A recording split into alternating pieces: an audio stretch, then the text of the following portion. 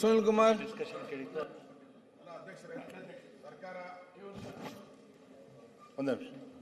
ಮೊನ್ನೆ ಸಭಾಧ್ಯಕ್ಷರೇ, ಈ ಜಾಹೀರಾತಿನ ಬಗ್ಗೆ ನಾವು ಯಾಕೆ ವಿರೋಧ ಮಾಡ್ತಾ ಇದ್ದೇವೆ ಅಂತ ಹೇಳಿದ್ರೆ, ಇದೇ ಜಾಹೀರಾತನ್ನ ಕಾಂಗ್ರೆಸ್ ಪಕ್ಷ ಕೊಟ್ಟಿದ್ರೆ ನಮ್ದೇನು ತಕರಾರು ಇರ್ತಾ ಇರ್ಲಿಲ್ಲ. ಅಲ್ಲ, ಹೇಳ್ತೇನೆ, ಒಂದೇ ನಿಮಿಷ ಮುಗಿಸ್ತೇನೆ. ನಮ್ಮ ತಕರಾರು ಏನು ಅಂತ ಹೇಳಿದ್ರೆ, ಈ ಸರ್ಕಾರ ಇವತ್ತೇನು ಜಾಹೀರಾತು ಕೊಟ್ಟಿದೆ ಫ್ಯಾಕ್ಚುಲಿ ಇನ್ಕರೆಕ್ಟ್ ಇದೆ. ಈ ಉದಾಹರಣೆಗೆ ಹೇಳೋದಾದ್ರೆ, ಮನ್ರೇಗಾದಲ್ಲಿ ದೇಶದ ಎಲ್ಲ ಹಳ್ಳಿಗಳಲ್ಲೂ ಕೆಲಸ ಮಾಡಬಹುದಾಯ್ತು, ಈಗ ಹೇಗೆ ಅಂತ ಬರ್ತದೆ. ಈಗ ಆಗಿಲ್ಲ. ಯಾವ ಹಳ್ಳಿಯಲ್ಲಿ ಏನ್ ಕೆಲಸ ಆಗಬೇಕು ಕೇಂದ್ರ ಸರ್ಕಾರ ನಿರ್ಧಾರ ಮಾಡ್ತದೆ. ಈ ರೀತಿ ತಪ್ಪು ಮಾಹಿತಿಗಳನ್ನು ಇದ್ರಲ್ಲಿ ಕೊಟ್ಟಿದ್ದಾರೆ. ಈಗಲೂ ಕೂಡ ಕೇಂದ್ರ ಸರ್ಕಾರ ಹೇಳಿರುವಂತದ್ದು, ಯಾವುದೇ ತೀರ್ಮಾನವೂ ಕೂಡ ಗ್ರಾಮ ಸಭೆಗಳಲ್ಲಿ, ಗ್ರಾಮ ಪಂಚಾಯತಿಯಲ್ಲಿ ತೀರ್ಮಾನ ಆಗಬೇಕು ಅನ್ನೋದೇ ಅಲ್ಲೂ ಕೇಂದ್ರ ಸರ್ಕಾರ ಕಾಯ್ದೆಯಲ್ಲಿ ಬಂದಿರುವಂತದ್ದು. ನಾನೇನ್ ಹೇಳಕ್ ಹೊರಟಿದ್ದೇನೆ ಅಂತ ಹೇಳಿದ್ರೆ, ಇವತ್ತು ಕೊಟ್ಟಿರ್ತಕ್ಕಂಥ ಜಾಹೀರಾತು ಈ ಸರ್ಕಾರದ ದುರುದ್ದೇಶ ಇದೆ. ಇದು ಒಂದು ರೀತಿ ಅರಾಜಕತೆ ಸೃಷ್ಟಿ ಮಾಡ್ತಕ್ಕಂಥ ಒಂದು ಜಾಹೀರಾತು. ಇದು ಇವತ್ತು ಈ ರೀತಿ ಒಂದು ರೀತಿ ತಪ್ಪು ಸಂದೇಶವನ್ನು ಕೊಡ್ತಕ್ಕಂಥ, ಜನರನ್ನ ಎತ್ತಿ ಕಟ್ಟುವಂತ ಕೆಲಸ ಇತ್ತು. ರಾಜ್ಯ ಸರ್ಕಾರ ಜನರ ತೆರಿಗೆ ಹಣದಿಂದ ಈ ರೀತಿ ಪೋಲ್ ಮಾಡಿ ಈ ರೀತಿ ಜಾಹೀರಾತನ್ನು ಕೊಟ್ಟಿರ್ತಕ್ಕಂಥದ್ದು ಅಕ್ಷಮ್ಯ ಅಪರಾಧ. ಎರಡನೇದಾಗಿ, ಇವರು ಇವತ್ತೇನು ಮಹಾತ್ಮ ಗಾಂಧಿ ಬಗ್ಗೆ ಮಾತನಾಡ್ತಾ ಇದ್ದಾರೆ, ನರೇಂದ್ರ ಮೋದಿಜಿಯವರು ಅವರು ಪ್ರಧಾನಮಂತ್ರಿಗಳಾಗಿ ಕೆಂಪು ಕೋಟೆ ಮೇಲೆ ನಿಂತು ಮಾತನಾಡಬೇಕಾದ್ರೆ, ಈ ದೇಶದಲ್ಲಿ ದೇವಾಲಯಗಳಿಗಿಂತ ಶೌಚಾಲಯಗಳು ಮುಖ್ಯ ಅಂತೇಳಿ ಇವತ್ತು 1.5 ಕೋಟಿ ಇಡೀ ದೇಶದಲ್ಲಿ ಶೌಚಾಲಯವನ್ನು ಕಟ್ಟಿಸುವಂತ ಕೆಲಸ ನರೇಂದ್ರ ಮೋದಿಜಿಯವರು ಮಾಡಿದ್ದಾರೆ. ಆದ್ರೆ ಇವರು ಮಹಾತ್ಮ ಗಾಂಧಿ ಅವರ ಹೆಸರು ಹೇಳ್ಕೊಂಡು ಇವತ್ತು ರಾಜ್ಯದಲ್ಲಿ 500 ಮೀಟರ್ಗೆ ಮೆಡಿಕಲ್ ಶಾಪ್ ಸಿಗುತ್ತಲ್ಲ ಗೊತ್ತಿಲ್ಲ, ಆದ್ರೆ ವೈನ್ ಶಾಪ್ ಅಂತೂ ಸಿಗ್ತದೆ. ಆ ರೀತಿ ಸರ್ಕಾರ ನೀತಿಯನ್ನು ಅನುಸರಿಸ್ತಾ ಇದೆ. ಆದ್ರೆ ಈ ರೀತಿ ಸಭಾಧ್ಯಕ್ಷರೇ, ಫ್ಯಾಕ್ಚುಲಿ ಇನ್ಕರೆಕ್ಟ್ ಇರ್ತಕ್ಕಂಥ, ಟೆಕ್ನಿಕಲ್ ಅವ್ರು ಏನಿದೆ ವಾದ ಮಾಡ್ಲಿ, ಆದ್ರೆ ಫ್ಯಾಕ್ಚುಲಿ ಇನ್ಕರೆಕ್ಟ್ ಇರ್ತಕ್ಕಂಥ, ತಪ್ಪು ಸಂದೇಶವನ್ನು ಕೊಡ್ತಕ್ಕಂಥ, ಒಂದು ರೀತಿ ಅರಾಜಕತೆ ಸೃಷ್ಟಿ ಮಾಡ್ತಕ್ಕಂಥ ಈ ರೀತಿ ಜಾಹೀರಾತನ್ನ ರಾಜ್ಯ ಸರ್ಕಾರ ಕೊಡೋದಕ್ಕೆ ಅವಕಾಶ ಇಲ್ಲ. ದಯವಿಟ್ಟು ಇದಕ್ಕೆ ಅವಕಾಶನ ಕೊಡಬಾರ್ತಾವು. ಮಾನ್ಯ ಮಂತ್ರಿಗಳು ಅವರು ಉತ್ತರ ಕೊಡ್ಲಿ.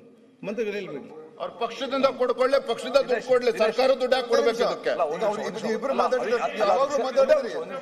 ಇದನ್ನೇ ಮಾತಾಡಿಕೊಂಡು ಹೋಗ್ತದ, ಸ್ವಲ್ಪ ಮುಂದೆ ಹೋಗ್ತದ. ನಿಮ್ಗೆ ಏನಾಯ್ತು ಅಲ್ಲಿ ಮಾತಾಡಿದ ಮಂತ್ರಿಗಳಲ್ಲಿ ಇರುವಂತ ಮಹಾತ್ಮ ಗಾಂಧಿಯವ್ರ ಬಗ್ಗೆ ನಮ್ದು ಯಾವ ರೀತಿ ಪ್ರೇಮ, ಪ್ರೀತಿ, ಗೌರವ ಇದೆ ಅಂತಂದ್ರೆ, ಒಂದು ಶಬ್ದ ಪ್ಲೀಸ್. ಈಗ ಸೋಷಿಯಲ್ ಮೀಡಿಯಾದಲ್ಲಿ ಒಂದು ನೋಡಿದೆ, friends, I am collecting the photographs of Mahatma Gandhi. ಸ್ನೇಹಿತರೆ, ನಾನು ಮಹಾತ್ಮ ಗಾಂಧಿಯವರ ಚಿತ್ರಗಳನ್ನು ಸಂಗ್ರಹ ಮಾಡುತ್ತಿದ್ದೇನೆ. Please contribute to my collection. ದಯವಿಟ್ಟು ನನ್ನ ಸಂಗ್ರಹಕ್ಕೆ ನಿಮ್ಮ ಕೊಡುಗೆ ಕೊಡಿ. ಆದರೆ ಒಂದು condition, the photographs should be on 500 or 2000 rupees notes ಅಂತ. ಕರೆನ್ಸಿ ನೋಟ್ ಮೇಲಿರೋ ಗಾಂಧಿನೇ ನಮಗೆ ಬಹಳ ಮುಖ್ಯ.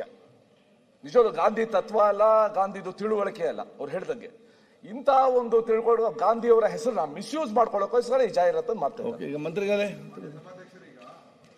ಮಾನ್ಯ ವಿರೋಧ ಪಕ್ಷ ನಾಯಕರು ಕೆಲವು ವಿಷಯಗಳೆಲ್ಲ ಹೇಳಿದ್ದಾರೆ.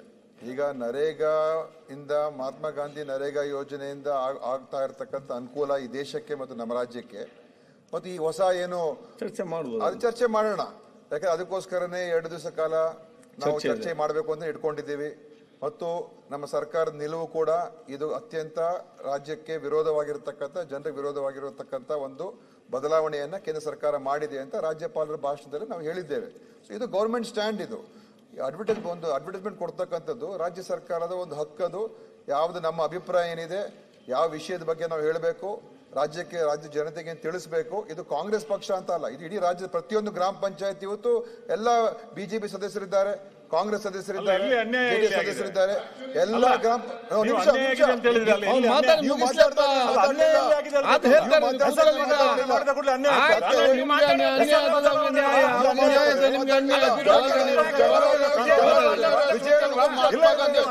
ಜವಾಹರ್ಲಾಲ್ ನೆಹರು ಅವಮಾನ ಮಾಡಿದ್ರು.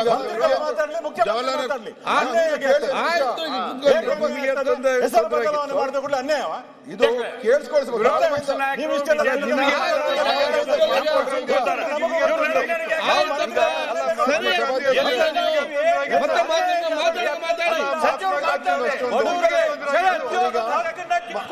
ಮಹಾತ್ಮ ಗಾಂಧಿ ಬಗ್ಗೆ ಮೆರಿಟ್ಸ್ ಬಗ್ಗೆ ಮಾತಾಡುವೆ. ಈಗ ಇರುವಂತದ್ದು ಇಷ್ಟೇ ಮಾನ್ಯ ಸಭಾಧ್ಯಕ್ಷರೇ, ನಮ್ಮ ಸ್ಟ್ಯಾಂಡ್ ಕ್ಲಿಯರ್ ಆಗಿದೆ. ನಮ್ಮ ಸರ್ಕಾರ ಮಂತ್ರಿಗಳನ್ನ ಜನರಿಗೆ ಅಧ್ಯಕ್ಷರು ಅವ್ರ ಮಂತ್ರಿಗಳ ಕೂತ್ಕೊಳ್ಳಿ. ಅವ್ರ ಮಂತ್ರಿಗಳ ಶಿವಲಿಂಗೌಡ್ರೆ, ಬಸವರಾಜ್ ಬಸ ಕೂತ್ಕೊಳ್ಳಿ. ನಿನ್ ಕಡೆಗೆ ನೋಡಲ್ಲ ನಾನು ಸುಮ್ಗ ಮುಖ ನೋಡಲ್ಲ. ಕೂತ್ಕೊಳ್ರಿ. ಈಗ ಕೂತ್ಕೊಳ್ಳಿ. ನಾನು ಹೇಳ್ತೀನಿ ಅಲ್ಲ, ಒಂದ್ ನಿಮಿಷ. ನನಗೂ 5 ನಿಮಿಷ ಕೊಡ್ಬೇಕು. ಆಯ್ತು, ಮತ್ತೆ 10 ನಿಮಿಷ ಕೊಡ್ತೇನೆ ನಾನು. ಈಗ ಮುಗಿಲಿ. ನಮ್ಮ ಸರ್ಕಾರನ ಟೀಕೆ ಮಾಡುವಾಗ ನಾವು ಸಮರ್ಥನೆ ಮಾಡ್ಕೊಂಡು ಹೋದ್ರೆ ಹೊರಗಡೆ ರಾಂಗ್ ಮೆಸೇಜ್ ಹೋಗುತ್ತೆ. ಉತ್ತರ ಕೊಡಿ. ಅವ್ರ ಕಾಲದಲ್ಲಿ ಈಗ ಸುದೀರ್ಘವಾದ ಚರ್ಚೆ ಈ ಸದನದಲ್ಲಿ ಈ ಸದನದಲ್ಲಿ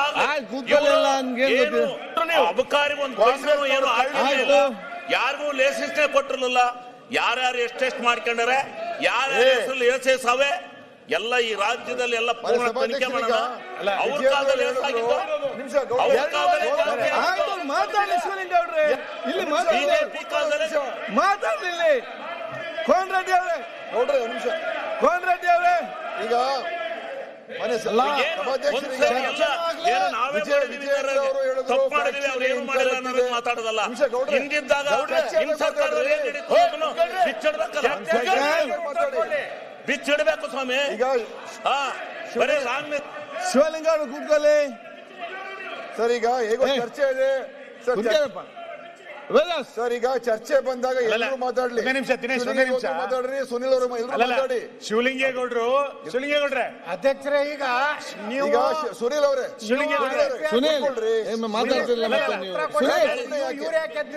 ಈಗ ವಿಜೇಂದ್ರ ಹೇಳಿದ್ರೆ ಆಕ್ಚುಲಿ ಇದು ಇನ್ಕರೆಕ್ಟ್ ಇದೆ ಅಂತ ಹೇಳಿದ್ರು. ಅದು ಚರ್ಚೆಯಲ್ಲಿ ಬರಲಿ. ನಮ್ಮ ಅಭಿಪ್ರಾಯ ಸ್ಪಷ್ಟ. ನಿಮಿಷ ಕೇಳಿ. ಆಕ್ಚುಲಿ ನಿಮ್ ಪ್ರಕಾರ ಇನ್ಕರೆಕ್ಟ್ ಅಂತ ಹೇಳಿದ್ರೆ, ನಾವು ಅಧಿಕೃತವಾಗಿ ಸರ್ಕಾರ ಎಲ್ಲ ಸ್ಟಡಿ ಮಾಡಿ, ಆ ಬಿಲ್ ಬಗ್ಗೆ ಸ್ಟಡಿ ಮಾಡಿ, ಎಲ್ಲೆಲ್ಲಿ ಅನ್ಯಾಯ ಆಗ್ತಾ ಇದೆ, ಯಾವ ರೀತಿಯಾಗಿ ಗ್ರಾಮ ಪಂಚಾಯತ್ ಹಕ್ಕುಗಳು ಇವತ್ತು ಮೊಟಕಾಗಿದೆ, ಯಾವ ರೀತಿ ಇವತ್ತಿನ ದಿವಸ ಸ್ವಾತಂತ್ರ್ಯ ಹೋಗ್ತಾ ಇದೆ, ವಿಕೇಂದ್ರೀಕರಣದ ವಿರುದ್ಧವಾಗಿ ಎಲ್ಲವನ್ನೂ ಕೂಡ ನಾವು ಹೇಳ್ತೀವಿ. ಈಗಿರುವಂತದ್ದು ಇಷ್ಟೇ ಅಡ್ವರ್ಟೈಸ್ಮೆಂಟ್ ಬಗ್ಗೆ. ಅಡ್ವರ್ಟೈಸ್ಮೆಂಟ್ ನಾವು ನಮ್ಮ ಅಭಿಪ್ರಾಯವನ್ನ ಒಂದು ಸೃಜನಶೀಲತೆಯಿಂದ ಆ ಒಂದು ಮಾನ ಮರ್ಯಾದೆ ಆಯ್ತಾ? ಆಯ್ತಾ?